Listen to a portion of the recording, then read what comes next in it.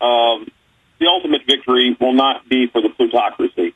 I guess you know that Iran is one of the 5 remaining nations that does not have a private central bank.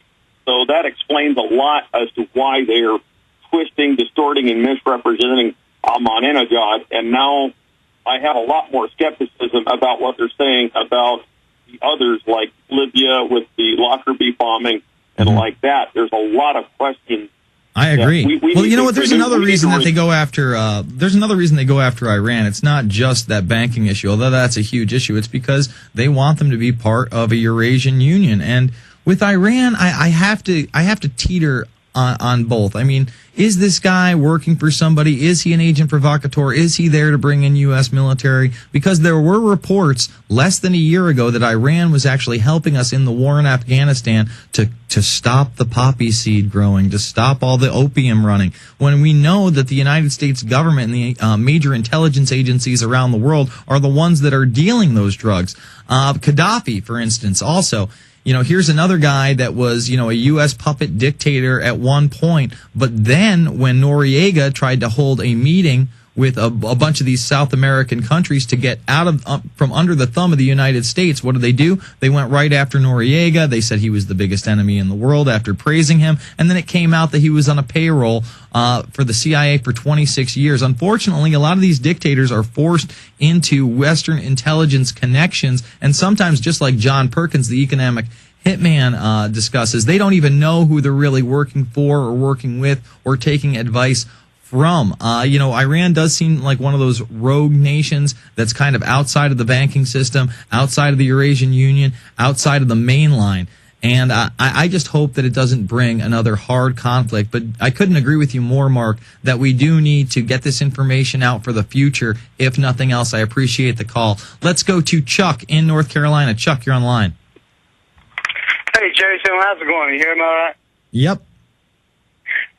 Yeah, I agree with the last caller about the downloads and all that. I put out a lot of your videos and this and that, but I think it would be great if somebody just made a YouTube video about what the best ways are to go about that. Besides that point, and I mean, I really hope somebody can come up with that. Maybe you guys could have it posted at Prison Planet or Infowarrior.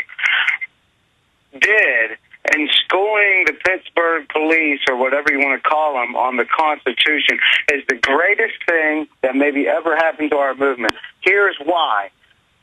You've got a bunch of military and police from all over the country, and you've got a man standing there telling them about the Constitution. Who do we have to reach the most? Them. What Luke did was completely incredible. Sitting and every chance anybody, are you listening out there all over the world? Any chance you get to do something like this, please take advantage of it.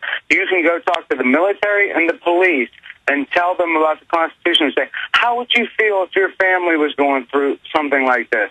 And, screw all these anarchists that are government paid. None of them do any good for our movement anyways. But look what Luke did in that situation.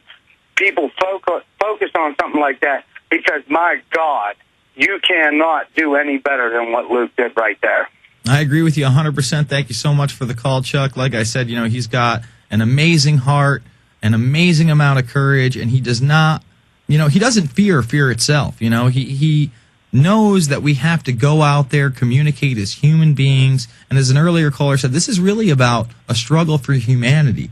These people want to end humanity as we know it. They want to rule over us as if they were gods, as if they were omnipotent, as if only their opinion and their life matters, as we are their slaves. We are their dogs. We are insects to step on. And I'm not going to have it. I'm not laying down. I'm a human being. I have a heart that pumps real blood throughout my veins, and I know that it is my voice and my actions that I take that can change the world. All right, let's go to Joe in Pennsylvania. Joe, you're on the line. How's it going, Jay? Good. Good, bro. I wish I could have met you guys, you and the Infowarrior guys here, and Joe from Weird Things, Pittsburgh.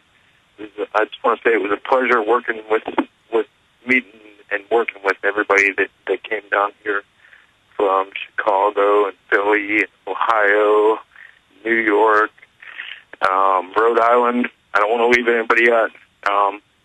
I kind of hoped our paths, you and I, would have crossed. I did see you guys up on the roof.